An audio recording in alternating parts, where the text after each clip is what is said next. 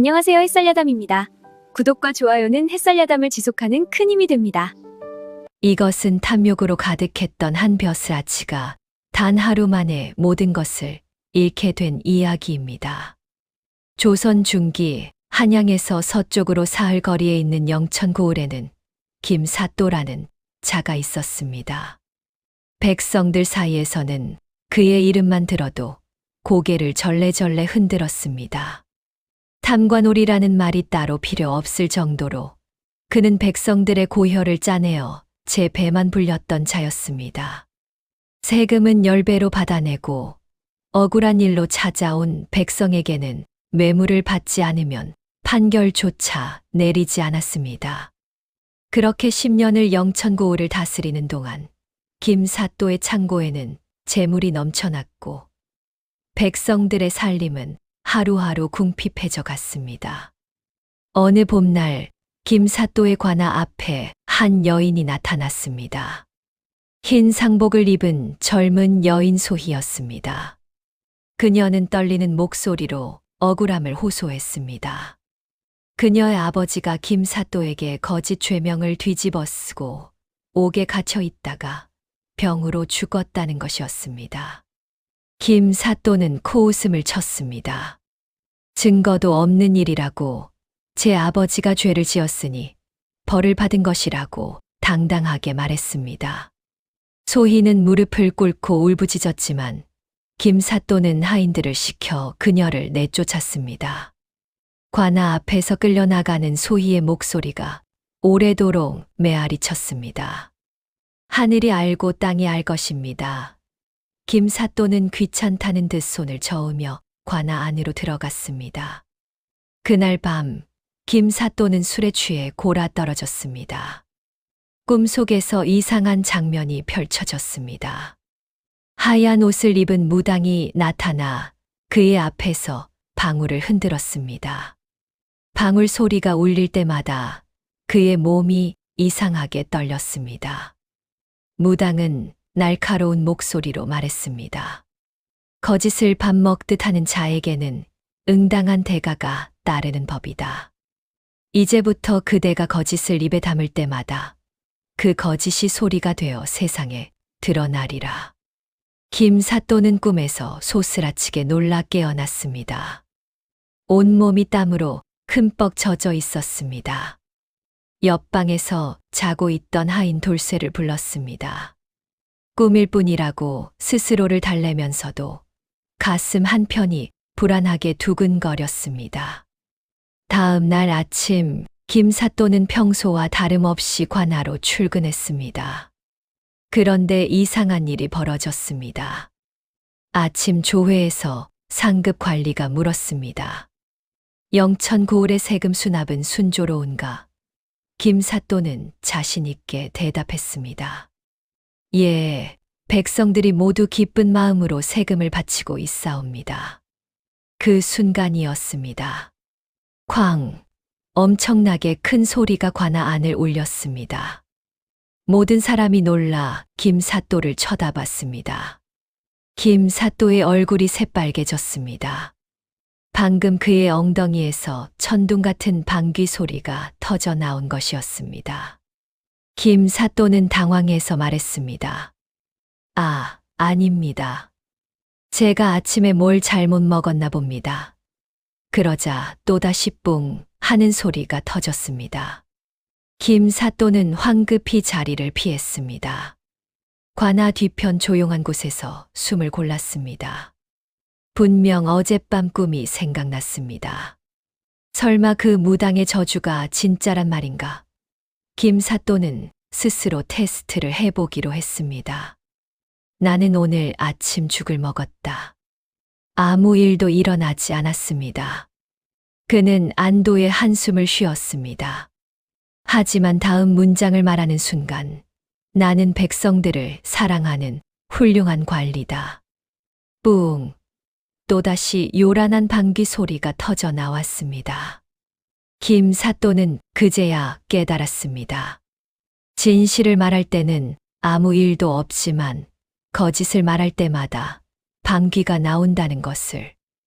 그의 얼굴이 파랗게 질렸습니다. 이제 어떻게 살아가란 말인가? 김사또는 곧바로 관아 밖으로 나가 무당을 찾기 시작했습니다. 영천 고을에서 가장 유명한 무당이 춘화라는 젊은 여인이었습니다. 그녀는 마을 뒷산 기슭에 작은 초가집을 짓고 살았습니다. 김사또가 황급히 그 집 문을 두드렸습니다. 문이 열리자 하얀 무복을 입은 춘화가 씩 웃으며 말했습니다. 기다리고 있었습니다, 사또님. 김사또는 소름이 돋았습니다. 춘화는 어젯밤 꿈에 나타난 바로 그 무당이었습니다. 그는 다급하게 물었습니다. 이게 대체 무슨 짓이오? 당장 이 저주를 풀어주시오. 춘화는 천천히 고개를 저었습니다. 저주가 아니라 진실의 징표입니다. 사또께서는 너무 오래 거짓을 말씀하셨습니다. 춘화는 차분하게 설명했습니다. 소희의 아버지가 억울하게 죽은 후 소희가 이 마을의 신령께 기도를 드렸다고 합니다. 그리고 춘화가 신령의 계시를 받아 김사또에게 저주를 내린 것이었습니다. 이 저주는 사흘간 지속됩니다. 그 사흘 동안 사또께서 진심으로 참회하고 소희에게 사죄한다면 저주가 풀릴 것입니다. 하지만 만약 그러지 않는다면 춘화는 말끝을 흐렸습니다. 김사또는 화가 났습니다. 무당 주제에 감히 나를 저주하다니. 당장 관아로 끌고 가서 그러다 말고 그는 입을 다물었습니다. 지금 그가 뭔가 거짓을 말하면 또 방귀가 나올 것이기 때문이었습니다. 춘화는 조용히 웃으며 말했습니다. 참회하십시오. 그것만이 사또님이 살 길입니다. 김사또는 집으로 돌아왔지만 마음을 정하지 못했습니다. 참회, 자신이 뭘 잘못했단 말인가? 백성들은 원래 다스려져야 하는 존재가 아닌가? 그는 여전히 자신의 잘못을 인정하고 싶지 않았습니다. 하지만 문제는 내일부터 관아에 출근해야 한다는 것이었습니다. 상급 관리들 앞에서, 다른 관리들 앞에서 거짓말을 하지 않고 어떻게 버틸 수 있을까? 김사또는 밤새 궁리했습니다. 그리고 한 가지 묘책을 생각해냈습니다. 거짓을 말하지 않으면 되는 것 아닌가? 침묵하거나 애매하게 얼버무리거나 아니면 다른 사람에게 말을 시키면 된다. 김사또는 씩 웃으며 잠자리에 들었습니다. 이 정도 저주 얼마든지 피해갈 수 있다고 생각했습니다. 다음 날 김사또는 관아로 출근했습니다. 모든 관리가 어제 일을 기억하고 있었습니다. 어떤 이는 킥킥 웃었고 어떤 이는 걱정스러운 표정을 지었습니다. 김사또는 애써 태연한 척하며 자리에 앉았습니다. 상급 관리가 또다시 물었습니다. 어제는 무슨 일이었나? 몸이 편찮은가? 김사또는 조심스럽게 대답했습니다. 예, 아침 식사가 좀 잘못된 것 같습니다. 이것은 진실이었으므로 아무 일도 일어나지 않았습니다. 상급 관리가 다시 물었습니다. 그렇다면 오늘은 괜찮겠지. 김사또는 고개만 끄덕였습니다. 말을 하지 않으면 방귀도 나오지 않았습니다. 그는 속으로 안도했습니다. 이대로만 하면 사흘을 버틸 수 있을 것 같았습니다. 하지만 오후가 되자 문제가 생겼습니다. 한양에서 내려온 암행어사가 갑자기 관아에 나타난 것이었습니다. 암행어사 박 판사는 흰 수염이 덥수룩한 엄격한 노인이었습니다. 그는 영천고을에 대한 소문을 듣고 직접 조사를 나온 것이었습니다. 김사또는 식은땀을 흘렸습니다. 암행어사 앞에서 거짓을 말하지 않을 수 없을 텐데 그렇다면 또 방귀가 나올 것이었습니다. 박 판사는 날카로운 눈빛으로 김사또를 쳐다보며 물었습니다. 영천고을의 백성들이 세금을 제대로 내고 있다는 보고가 있었소. 사실이요. 김사또는 입술을 깨물었습니다.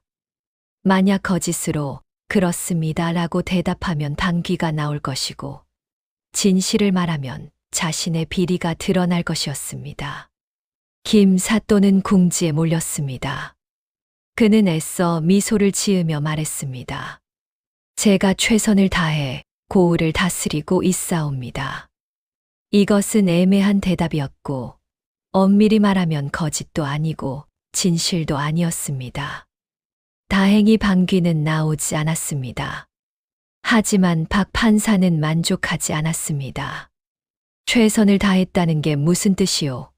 구체적으로 백성들이 만족하고 있소. 김사또는 어쩔 수 없이 대답했습니다. 예, 백성들이 매우 만족하고 있습니다. 쾅, 천둥 같은 방귀 소리가 관아를 뒤흔들었습니다. 박 판사의 눈이 가늘어졌습니다. 방금 그 소리는 뭐요? 김사또는 당황해서 둘러댔습니다. 저기 밖에서 북소리가 뿡뿡뿡 연거푸 3번의 방귀가 터졌습니다. 관아 안이 웃음바다가 되었습니다. 박 판사는 무언가 이상하다는 것을 눈치챘습니다. 그는 하인들을 시켜 백성들을 불러들였습니다. 한 명 한 명 신문을 시작했습니다. 김사또가 공정하게 세금을 거두었소.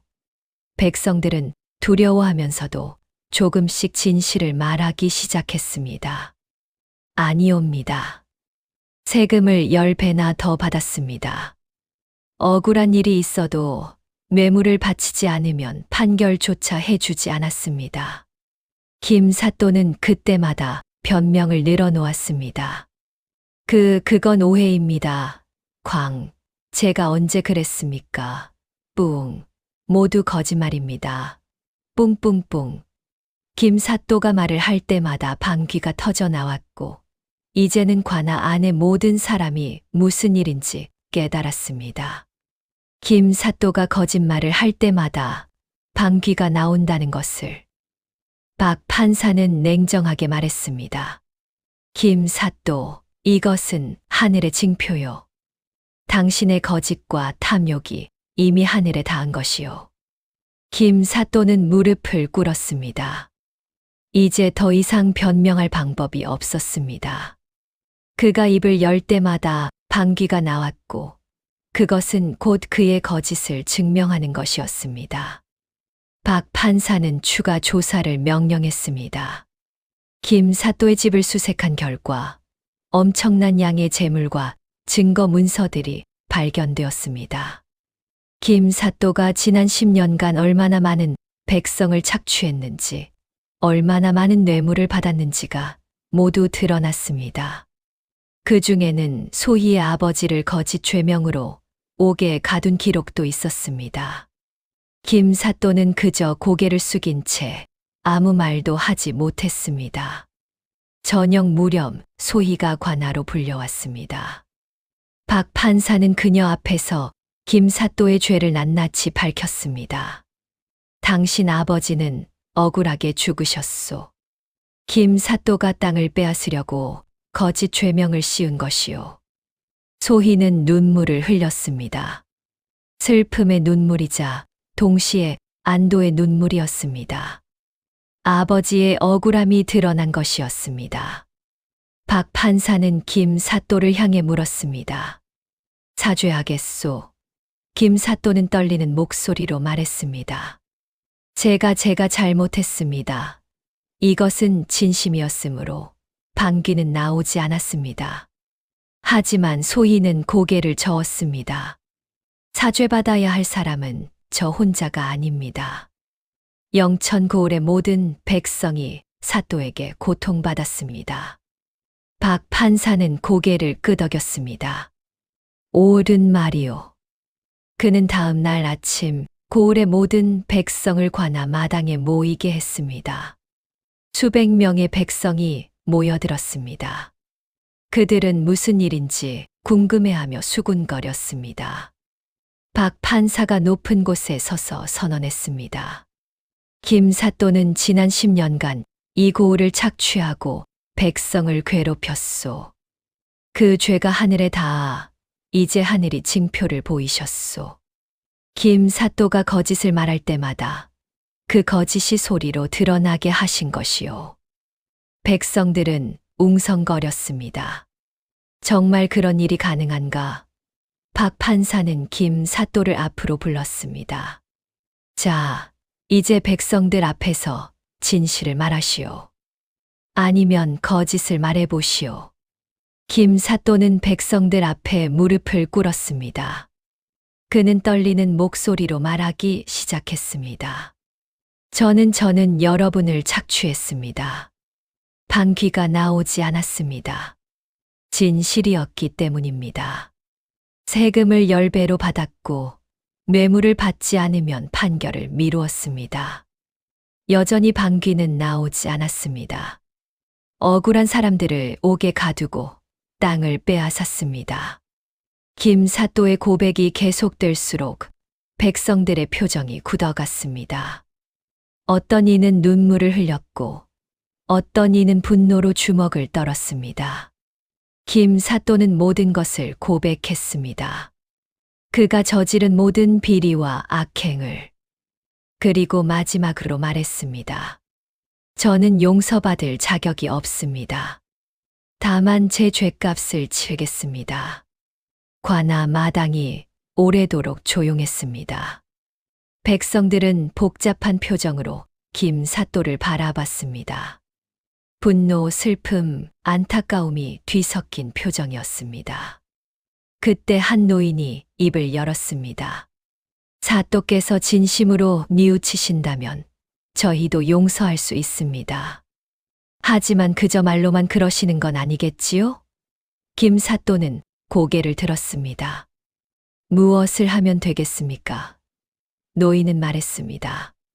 그동안 빼앗은 것들을 돌려주십시오. 그리고 억울하게 벌을 받은 이들의 명예를 회복시켜 주십시오. 김사또는 고개를 끄덕였습니다. 그리하겠습니다. 박 판사가 끼어들었습니다. 좋소. 나도 그것이 옳다고 생각하오. 하지만 김사또, 당신은 여전히 법의 심판을 받아야 하오. 김사또는 관직을 박탈당하고 옥에 갇혔습니다. 하지만 박 판사는 그에게 한 가지 기회를 주었습니다. 옥에 갇힌 동안 그가 빼앗은 재물을 정리하고 피해자 명단을 작성해서 모든 것을 돌려주는 작업을 돕는다면 형량을 줄여주겠다는 것이었습니다. 김사또는 그 일에 매달렸습니다. 밤낮 없이 과거의 기록을 뒤지고 자신이 저질렀던 일들을 하나하나 기록했습니다. 그 과정은 고통스러웠습니다. 자신이 얼마나 많은 사람에게 상처를 주었는지 깨닫는 것은 견디기 힘든 일이었습니다. 하지만 김사또는 포기하지 않았습니다. 이것이 그가 할 수 있는 유일한 속죄였기 때문입니다. 그리고 신기하게도 진실만을 말하고 거짓을 버리자 방귀는 더 이상 나오지 않았습니다. 석 달이 지났습니다. 김사또의 작업이 거의 끝나갈 무렵 박 판사가 옥을 찾았습니다. 모든 재물을 정리했소. 김사또는 고개를 끄덕였습니다. 예, 제 집에 있던 모든 것을 목록으로 만들었습니다. 그리고 피해를 입은 백성들의 명단도 완성했습니다. 박 판사는 그 목록을 살펴봤습니다. 수백 명에 달하는 이름이 빼곡하게 적혀 있었습니다. 박 판사는 한숨을 쉬었습니다. 참으로 많은 사람을 괴롭혔군요. 김사또는 고개를 숙였습니다. 제가 얼마나 악한 사람이었는지 이제야 깨달았습니다. 박 판사는 그 목록을 들고 밖으로 나갔습니다. 내가 이 일을 마무리하겠소. 당신은 여기서 기다리시오. 박 판사는 김사또가 작성한 목록을 바탕으로 백성들에게 재물을 돌려주기 시작했습니다. 빼앗긴 땅은 원래 주인에게 돌아갔고 억울하게 벌금을 낸 이들에게는 그 돈이 돌아갔습니다. 또한 소희의 아버지를 비롯해 거짓 죄명으로 벌을 받았던 이들의 명예도 회복되었습니다. 고을에는 조금씩 활기가 돌아왔습니다. 백성들은 웃기 시작했고 시장은 다시 북적거렸습니다. 하지만 여전히 김사또에 대한 평가는 엇갈렸습니다. 어떤 이는 그가 진심으로 뉘우쳤으니 용서해야 한다고 말했고, 어떤 이는 그가 저지른 죄가 너무 크니 엄한 벌을 받아야 한다고 주장했습니다. 박 판사는 백성들의 의견을 듣고 오래 고민했습니다. 어느 날 춘화가 관아를 찾아왔습니다. 그녀는 박 판사에게 말했습니다. 사흘이 지났으니 저주는 이미 풀렸습니다. 김사또는 이제 더 이상 거짓을 말해도 방귀가 나오지 않을 것입니다. 박 판사가 물었습니다. 그렇다면 그가 다시 거짓을 말할 수도 있지 않소? 춘화는 고개를 저었습니다. 저주는 풀렸지만 그가 배운 것은 남아 있을 것입니다. 그는 진실이 얼마나 중요한지 깨달았습니다. 이제 그것을 지킬지 말지는 그의 선택입니다. 박 판사는 고개를 끄덕였습니다. 옳은 말이오. 결국 사람은 스스로 변해야 하는 법이지. 그는 김사또를 옥에서 불러냈습니다. 당신에게 한 가지 시험을 주겠소. 박 판사는 김사또 앞에 작은 금덩이를 놓았습니다. 이것은 당신의 재산 중 마지막 남은 것이오. 이것을 어떻게 하겠소? 김사또는 잠시 금덩이를 바라봤습니다.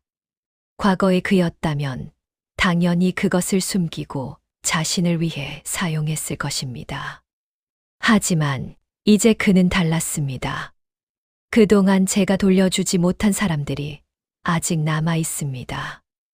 이것도 그들에게 나눠주십시오. 박 판사는 그의 눈을 들여다봤습니다. 거짓이 없었습니다. 진심이었습니다. 박 판사는 만족스럽게 고개를 끄덕였습니다. 좋소. 당신은 변했소. 그는 판결문을 꺼냈습니다. 김사또, 당신의 죄는 무겁소. 하지만 진심으로 뉘우치고 피해를 복구했으니 유배형으로 감형하겠소. 김사또는 관직을 영구히 박탈당하고 먼 섬으로 유배를 가게 되었습니다. 떠나기 전날 그는 영천고을 백성들에게 마지막 인사를 했습니다. 관아 마당에 모인 백성들 앞에서 김사또는 깊이 절을 했습니다. 저는 여러분께 용서를 구하지 않겠습니다. 제가 저지른 일은 용서받을 수 없다는 것을 알기 때문입니다. 다만 약속드리겠습니다. 남은 생을 속죄하며 살겠습니다. 백성들은 조용히 그를 바라봤습니다. 그때 소희가 앞으로 나왔습니다. 그녀는 김사또 앞에 섰습니다. 두 사람의 눈이 마주쳤습니다. 오래도록 침묵이 흘렀습니다. 그리고 소희가 입을 열었습니다. 저는 사또를 용서하지 않습니다. 하지만 사또가 변하셨다는 것은 인정합니다. 김사또는 고개를 숙였습니다. 고맙습니다. 그는 진심으로 말했습니다. 용서받지 못해도 괜찮았습니다. 다만 자신이 변했다는 것을 인정받은 것만으로도 감사했습니다. 다음 날 김사또는 관아를 떠났습니다. 하인 돌쇠가 그를 배웅했습니다. 사또님, 섬에서 어떻게 사시건가요? 김사또는 쓸쓸하게 웃었습니다. 진실하게 살겠지. 이제 거짓은 지겹구나. 돌쇠는 눈물을 훔쳤습니다. 저도 사또님을 따라가겠습니다. 하지만 김사또는 고개를 저었습니다. 아니다. 너는 여기 남아서 새로운 사또를 잘 모셔라. 그리고 진실하게 살아라. 거짓은 결국 언젠가 드러나는 법이다. 돌쇠는 깊이 절을 했습니다. 김 사또가 떠난 후 영천고을에는 새로운 사또가 부임했습니다. 젊고 청렴한 사또였습니다. 고을은 조금씩 회복되어 갔습니다. 백성들은 다시 논밭을 일구고 아이들은 골목에서 뛰어놀았습니다. 하지만 사람들은 김 사또의 일을 잊지 않았습니다. 그 이야기는 마을의 전설이 되었습니다. 거짓말을 하면 방귀가 나오는 저주를 받은 사또. 아이들은 그 이야기를 들으며 말했습니다. 와, 정말 신기하다. 어른들은 아이들에게 타일렀습니다. 신기한 게 아니라 교훈이란다. 거짓은 언젠가 드러나는 법이지. 그렇게 김 사또의 이야기는 영천고을에 길이 전해졌습니다. 한편 섬으로 유배 간 김 사또는 어떻게 지냈을까요? 그는 섬의 작은 초가집에서 홀로 살았습니다. 매일 밭을 일구고 물고기를 잡으며 소박하게 살았습니다. 섬 사람들은 처음에 그를 경계했습니다. 유배 온 죄인이라는 것을 알았기 때문입니다. 하지만 시간이 지나면서 사람들은 김 사또가 다르다는 것을 깨달았습니다. 그는 항상 진실만을 말했고 약속을 지켰으며 어려운 일이 있으면 먼저 나서서 도왔습니다. 어느 날 섬의 이장이 물었습니다. 김서방, 대체 무슨 죄를 지어서 여기까지 오셨소? 김 사또는 솔직하게 대답했습니다. 거짓과 탐욕의 죄를 지었습니다. 그래서 이렇게 벌을 받고 있지요. 이장은 고개를 갸우뚱했습니다. 그런데 지금 보면 참 성실하고 진실한 사람 같은데. 김 사또는 쓸쓸하게 웃었습니다. 과거에 제가 얼마나 나쁜 사람이었는지 아신다면 지금의 저를 믿지 못하실 겁니다. 그는 영천고을에서 있었던 일을 모두 이야기했습니다.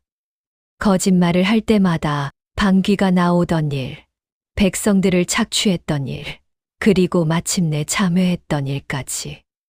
이장은 놀라서 눈이 휘둥그레졌습니다. 그런 일이 김 사또는 고개를 끄덕였습니다. 하늘이 저에게 기회를 주신 것입니다. 거짓이 얼마나 무서운 것인지 깨닫게 하셨지요. 이장은 한참을 생각하더니 말했습니다. 그렇다면 김서방은 진정으로 변하신 거요. 세월이 흘렀습니다. 김 사또는 섬에서 10년을 살았습니다. 그동안 그는 단 한 번도 거짓을 말하지 않았습니다. 섬 사람들은 그를 신뢰했고 어려운 일이 있으면 그에게 조언을 구했습니다. 어느 날 한양에서 사람이 찾아왔습니다. 바로 박 판사였습니다. 이제 늙어서 은퇴를 앞둔 박 판사는 김 사또가 어떻게 지내는지 궁금해서 찾아온 것이었습니다. 오래간만이요, 김 사또. 김 사또는 깊이 절을 했습니다. 판사님, 찾아주셔서 감사합니다. 박 판사는 그의 손을 잡았습니다. 소문을 들었소. 섬에서 훌륭하게 살고 있다고. 김 사또는 고개를 저었습니다. 훌륭하게는 아니고 그저 진실하게 살려고 노력하고 있습니다. 박 판사는 주변을 둘러봤습니다. 작지만 깨끗한 집, 잘 가꿔진 밭, 그리고 평온한 표정의 김 사또. 당신은 진정으로 변했소. 이제 유배를 풀어주겠소. 김 사또는 놀라서 고개를 들었습니다. 정말입니까? 박 판사는 고개를 끄덕였습니다. 10년이면 충분하오. 이제 돌아가서 남은 삶을 사시오. 하지만 김 사또는 잠시 생각하더니 말했습니다. 감사하지만 저는 여기 남겠습니다. 박 판사가 의아해했습니다. 왜요? 김 사또는 잔잔하게 웃었습니다. 이곳이 제게는 집입니다. 그리고 저는 여기서 진실하게 사는 법을 배웠습니다. 다시 세상으로 돌아가면 또 옛날의 제가 될까 두렵습니다. 박 판사는 그의 어깨를 두드렸습니다. 알겠소. 당신의 선택을 존중하겠소.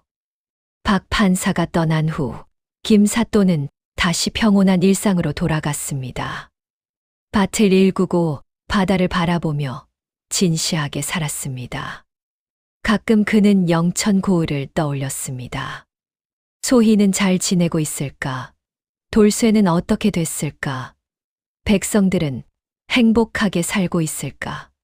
그는 알 수 없었습니다. 하지만 한 가지는 확신했습니다.